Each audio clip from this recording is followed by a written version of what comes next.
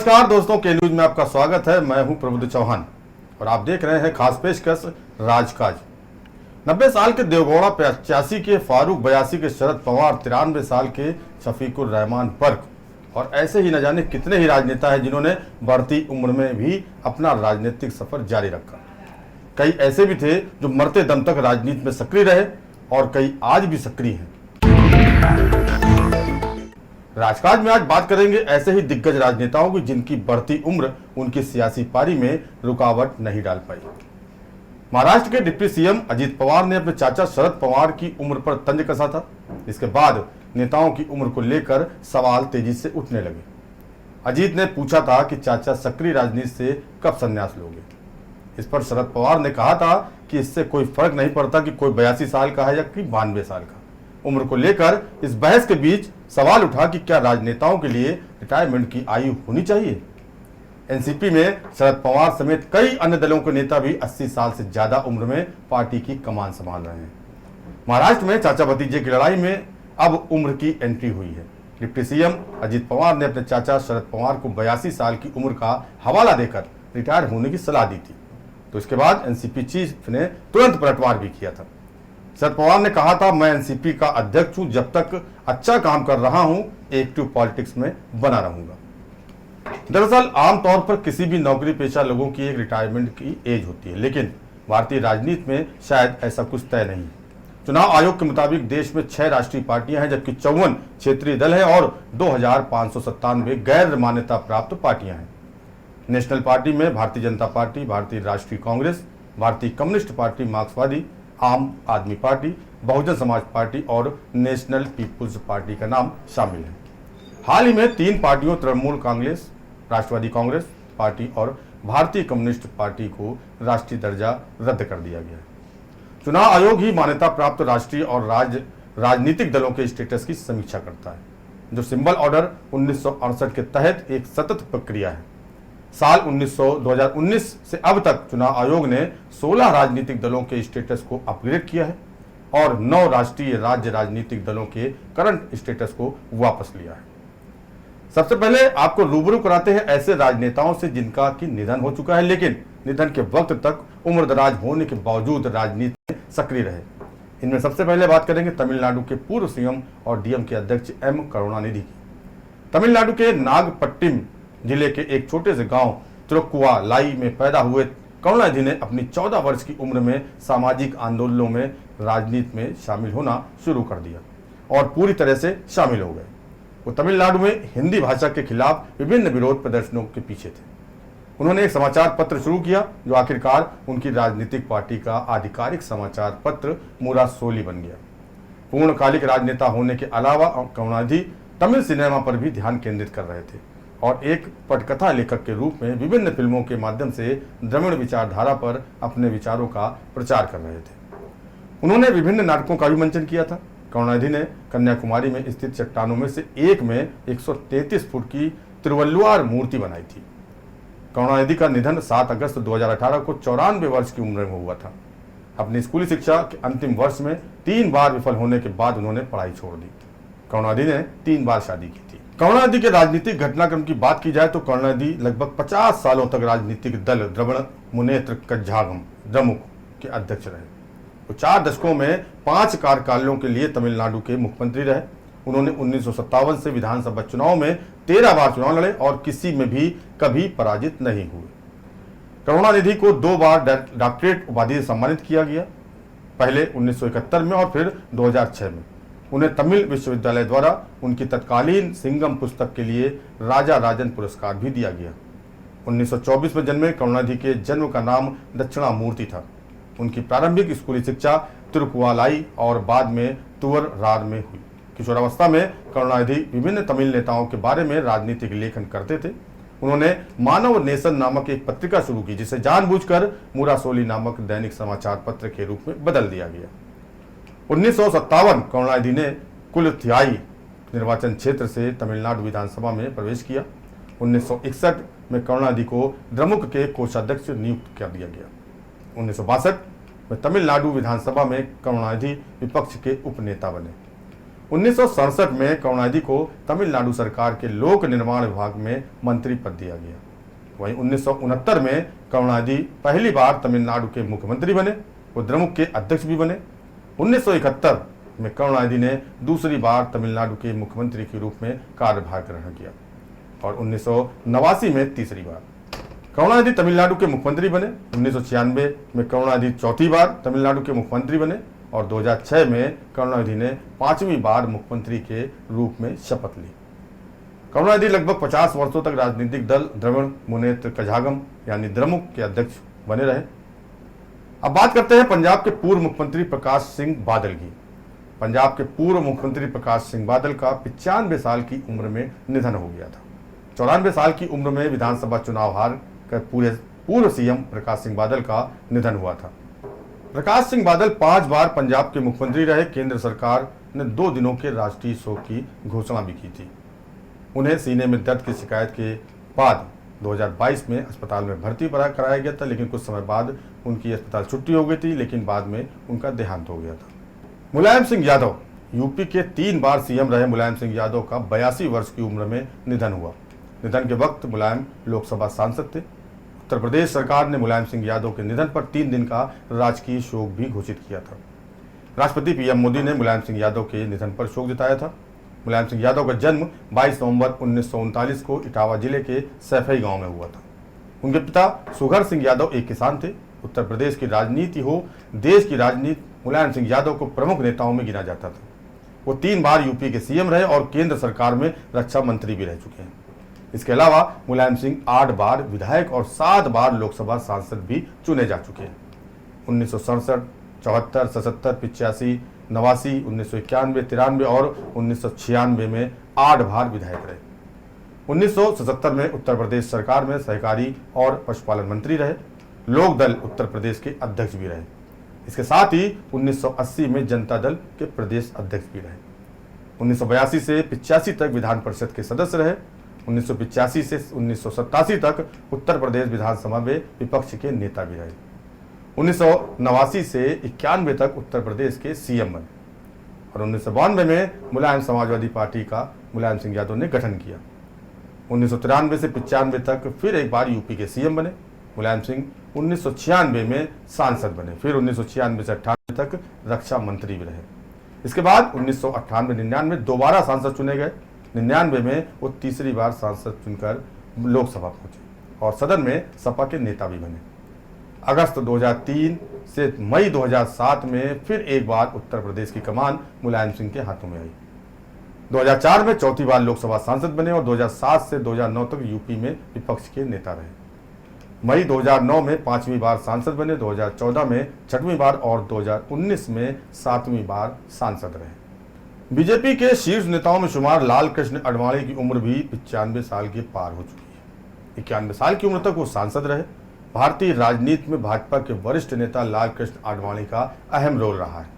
पूर्व उप मुख्यमंत्री और बीजेपी के सबसे लंबे समय तक अध्यक्ष रहे लाल कृष्ण आडवाणी कम उम्र में राष्ट्रीय स्वयंसेवक संघ में शामिल हो गए और बाद में जनसंघ के लिए काम किया।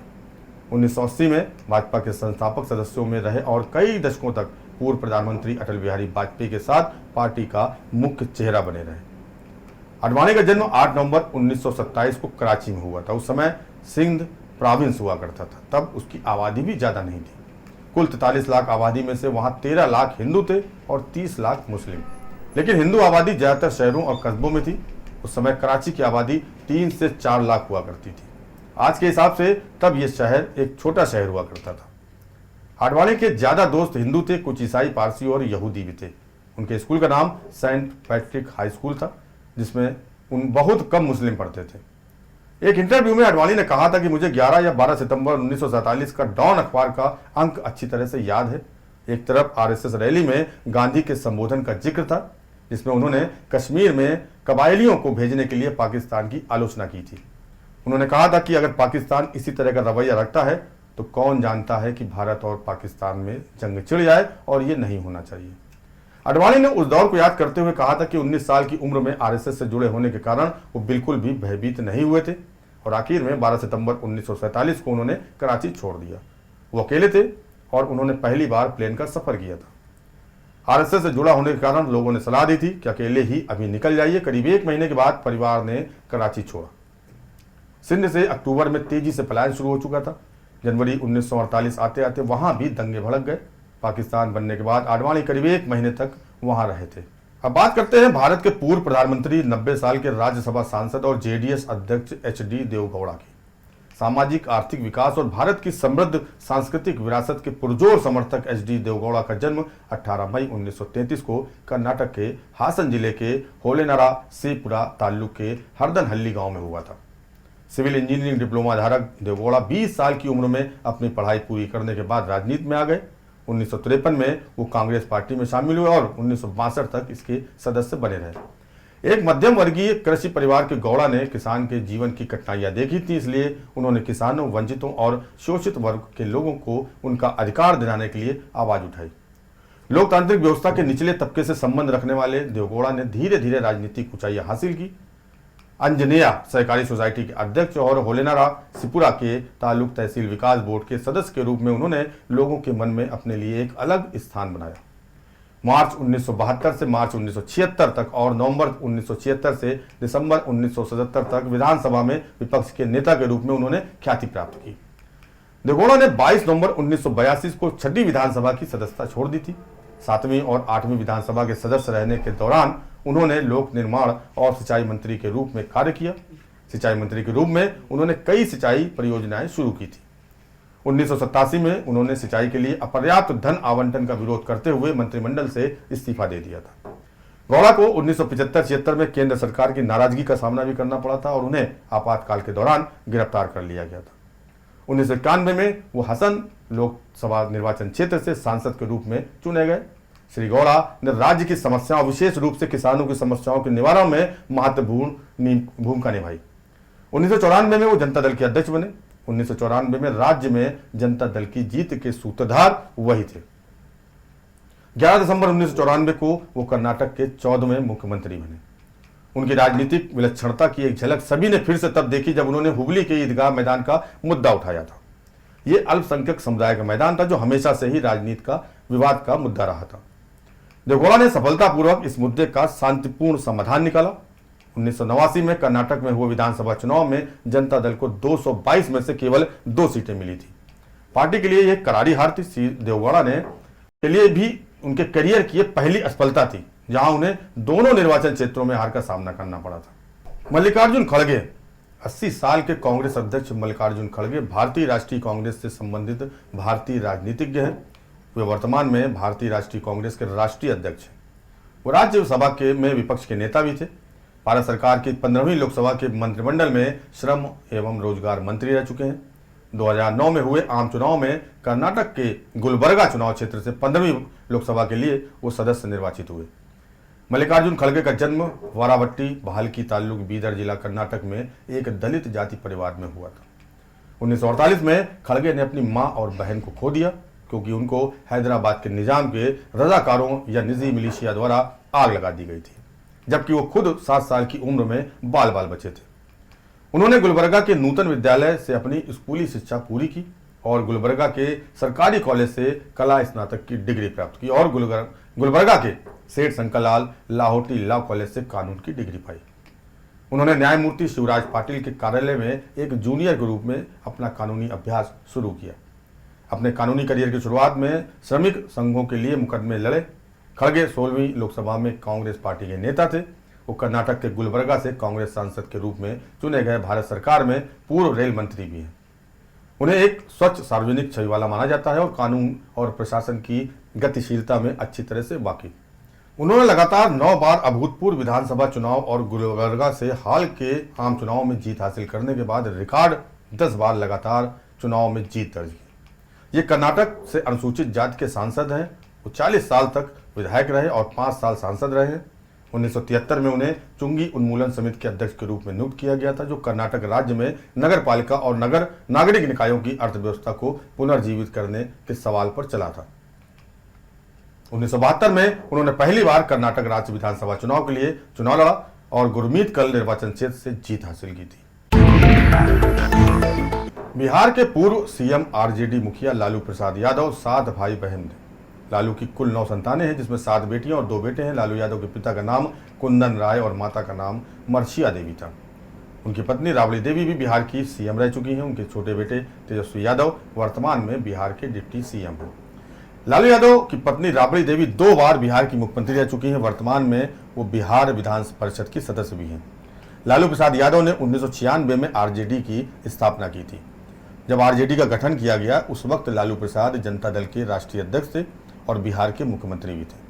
शायद ही कोई होगा जो आरजेडी और इसे बनाने वाले लालू यादव को ना जानता हो। क्षेत्रीय पार्टी होने के बाद भी आरजेडी का डंका पूरे देश में बोलता है। पिछले कुछ सालों में भले ही लालू यादव अपनी बीमारी और घोटालों के कारण चर्चा में रहे थे, लेकिन लालू प्रसाद यादव ने जिस वक्त राष्ट्रीय जनता दल का गठन किया था उस समय इनका दमखम इतना ज्यादा था कि बड़े बड़े नेता भी उनकी काट नहीं तलाश पा रहे थे। वर्तमान में आरजेडी की कमान भले ही अप्रत्यक्ष रूप से तेजस्वी यादव के हाथों में है, लेकिन आज भी इसे लालू प्रसाद यादव की पार्टी के तौर पर ही देखा जाता है। 1997 में पार्टी के गठन के वक्त लालू प्रसाद यादव, रघुवंश प्रसाद सिंह, कांति सिंह सहित 17 लोकसभा सांसद और 8 राज्यसभा सांसदों की मौजूदगी में बड़ी तादाद में कार्यकर्ता और समर्थक जुटे थे।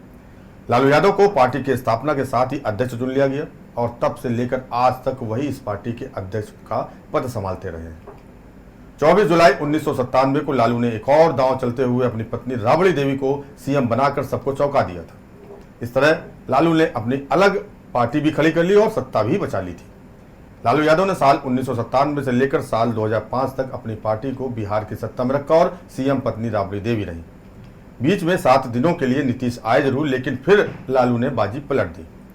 वर्तमान में लोकसभा में आरजेडी की संख्या 0 है। राज्यसभा में पार्टी के 6 सदस्य हैं। बिहार विधानसभा में सबसे बड़ा दल है, उसके 79 विधायक हैं और विधान परिषद में भी 14 सदस्य हैं। अब बात करते हैं शरद पवार की। राज्यसभा सांसद 82 साल के शरद पवार पुराने नेता हैं। महाराष्ट्र की सियासत में एक बार फिर से महासंग्राम शुरू हो गया था। एनसीपी चीफ शरद पवार के भतीजे अजित पवार ने फिर पलटी मार ली थी और अजित अपने समर्थक विधायकों के साथ बीजेपी शिवसेना की सरकार में शामिल हो गए थे। सरकार में आते ही उन्हें डिप्टी सीएम बना दिया गया और उनके साथ जो विधायक आए उन्हें मंत्री। 4 साल में यह तीसरी बार था जब अजित पवार ने इतनी बड़ी पलटी मारी थी। इससे पहले 2019 में विधानसभा चुनाव के बाद भी अजित पवार ने बीजेपी को समर्थन दे दिया था।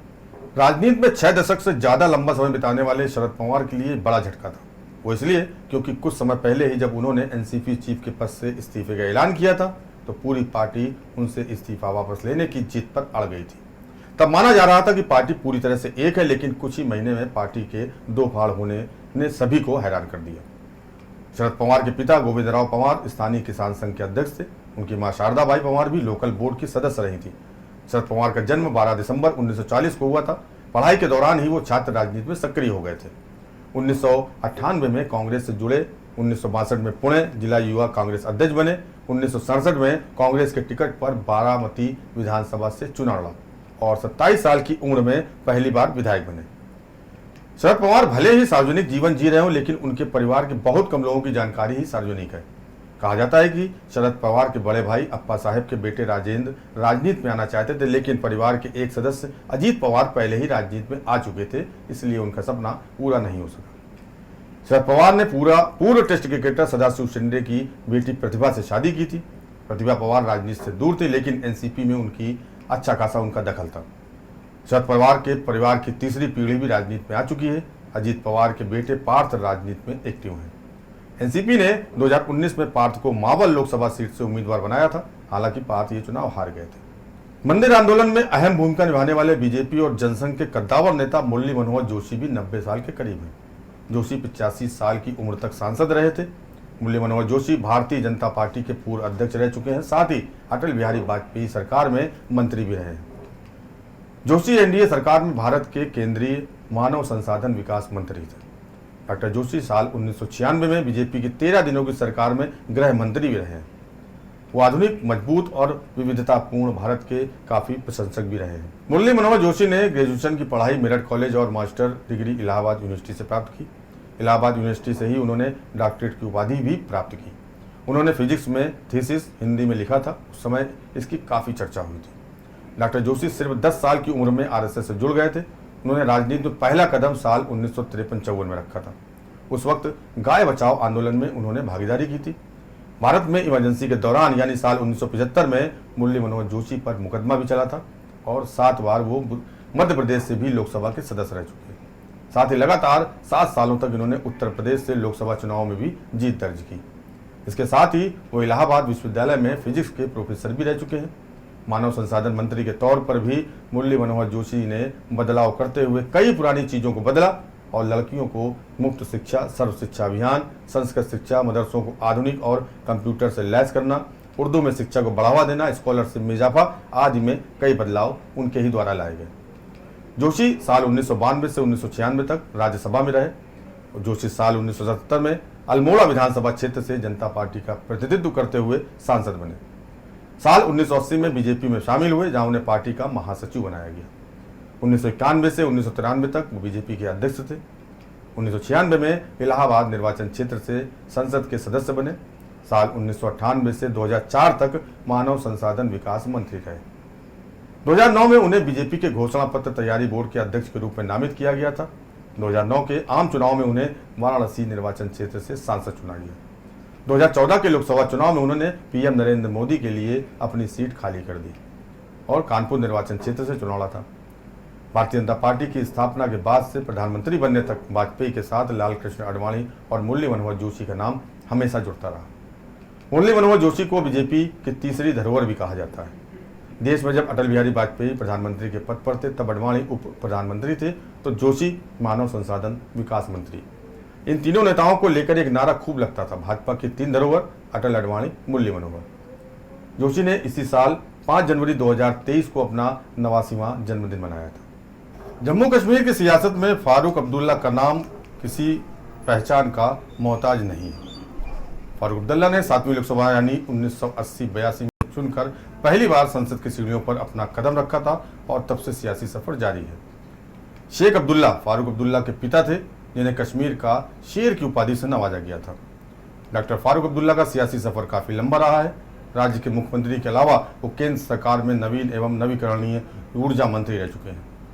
जीवन के 82 बसंत देख चुके डॉक्टर फारूक अब्दुल्ला परिवार के सदस्य बेगम अकबर जहां, जो कि फारूक अब्दुल्ला की मां थी, उन्होंने साल 1977 में पहली बार सीट जीती थी। 1971, 96 और साल 2014 के चुनाव में गैर नेशनल कॉन्फ्रेंस उम्मीदवार यहां से जीता था। साल 1980 में डॉक्टर फारूक अब्दुल्ला यहां से सांसद बने। इसके बाद उनके पुत्र उमर अब्दुल्ला ने लगातार 3 बार साल 1998, 99 और साल 2004 के संसदीय चुनावों में जीत दर्ज की। 2009 में डॉक्टर फारूक अब्दुल्ला दोबारा यहां से चुनाव जीते थे। 2014 के आम चुनाव के दौरान फारूक अब्दुल्ला को पीडीपी के तारिक हमीद कर्रा ने करारी शिकस्त दी थी।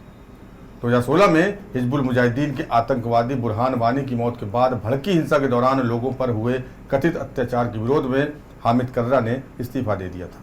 इसके बाद साल 2017 में हुए उपचुनाव में फारूक इस सीट से जीते और अभी भी सांसद हैं। 70 सालों के दशक दौरान कश्मीर की सियासत में आए बदलाव के बीच अब्दुल्ला परिवार के लिए उस समय किला बचाना चुनौती से कम नहीं था। फारूक अब्दुल्ला 1981 में नेशनल कॉन्फ्रेंस के अध्यक्ष बने थे। 1982 में फारूक अब्दुल्ला जम्मू कश्मीर विधानसभा के लिए चुने गए और राज्य के स्वास्थ्य मंत्री बनाए गए। इसके बाद 1983 से 87 तक वो राज्य के मुख्यमंत्री रहे। 87 से 90 तक फिर वो राज्य के मुख्यमंत्री बने। इसके बाद 1996 में चौथी बार विधानसभा चुनाव जीतकर राज्य के मुख्यमंत्री बने। 2002 में फारूक अब्दुल्ला पहली बार राज्यसभा के सदस्य बने थे। 2008 में 5वीं बार जम्मू कश्मीर विधानसभा के सदस्य बने। इसके बाद 2009 में दूसरी बार राज्यसभा सदस्य के रूप में चुने गए। 2009 में दूसरी बार लोकसभा सदस्य बने। 2009 यानी यूपीए 1 के कार्यकाल के दौरान नवीन एवं नवीकरणीय ऊर्जा विभाग के केंद्रीय मंत्री बने। फारूक अब्दुल्ला के बेटे उमर अब्दुल्ला पार्टी और पिता की विरासत जिम्मेदारी संभाल रहे हैं। अब बात करते हैं ऐसी ही एक और शख्स की जिसने संघर्ष के रास्ते सत्ता तक का सफर तय किया। यह है झारखंड मुक्ति मोर्चा के अध्यक्ष और झारखंड के पूर्व मुख्यमंत्री 80 साल के शिबू सोरेन। वामपंथी पार्टियों को छोड़ दे तो कमोबेश सभी राजनीतिक पार्टियां शुरुआती दिनों में झारखंड मुक्ति मोर्चा को अलगाववादी पार्टी और शिबू सोरेन को अलगाववादी नेता मानते थे। कांग्रेस तब चोटी पर थी। जनसंघ जो बाद में भाजपा बनी वो विपक्ष पार्टी थी। शिबू सोरेन एवं विनोद बिहारी महतो ने लड़ाकू तेवर के साथ व्यापक झारखंडी जनाधार खड़ा किया। शिबू ने बाद में लड़ाकू तेवर एवं संयमित राजनीति से कांग्रेस, भाजपा, राजद जैसी राजनीतिक पार्टियों को झारखंड आंदोलन का समर्थन एवं झारखंड मुक्ति मोर्चा से गठबंधन के लिए विवश कर दिया था। प्रसिद्ध मार्क्सवादी चिंतक और राजनीतिक संत कामरेड ए.के. राय झारखंड आंदोलन के मूर्धन्य नेता विनोद बिहारी महतो के साथ मिलकर शिबू सोरेन ने धनबाद के ऐतिहासिक गोल्फ ग्राउंड में 4 फरवरी 1973 को झारखंड मुक्ति मोर्चा का गठन किया था। विनोद बिहारी महतो, जिन्हें लोग विनोद बाबू के नाम से भी जानते थे, इसके पहले अध्यक्ष एवं शिबू सोरेन महासचिव बने। गोल्फ ग्राउंड से इस तिकड़ी ने आंदोलन का ऐसा बिगुल फूंका कि इसका समापन 15 नवंबर 2000 को अलग झारखंड राज्य के निर्माण के साथ हुआ। झारखंड राज्य की अवधारणा को पूरी तरह से खारिज करने वाली कांग्रेस, भाजपा, राजद जैसी पार्टियों ने भी अंततः इसे स्वीकार किया। ये शिबू सोरेन के कुशल नेतृत्व और राजनीतिक कौशल का ही नतीजा था। तकरीबन 50 साल पुरानी पार्टी झारखंड मुक्ति मोर्चा ने 78 साल के शिबू सोरेन को लगातार 10वीं बार सर्वसम्मत से अध्यक्ष और उनके पुत्र झारखंड के सीएम हेमंत सोरेन को तीसरी बार कार्यकारी अध्यक्ष चुना है। 15 नवंबर 2000 को झारखंड अलग राज्य के निर्माण को लेकर अब तक राज्य में 5 बार सत्ता की कमान झारखंड मुक्ति मोर्चा यानी सोरेन परिवार के पास आई। शिबू सोरेन के आह्वान पर इन इलाकों में धान काटो आंदोलन चला। आदिवासी महिलाएं खेतों में उतर गईं, आदिवासी पुरुष खेतों के बाहर तीर धनुष लेकर पहरा देते और आदिवासी महिलाएं धान काटती थी। इसको लेकर कुछ स्थानों पर महाजन और पुलिस के साथ आंदोलनकारियों का हिंसक संघर्ष भी हुआ और कई लोगों की जान भी गई। विभिन्न थानों में शिबू सोरेन पर मामला दर्ज हुआ। तो देखा आपने किस तरह से राजनेताओं को, जिन्होंने साबित किया कि राजनीति में कभी भी रिटायरमेंट नहीं होता है। खास पेशकश नेवर टायर्ड नो रिटायर्ड में फिलहाल इतना ही। देश और दुनिया की बाकी खबरों को देखते रहिए न्यूज़ इंडिया और मुझे दीजिए इजाजत। नमस्कार।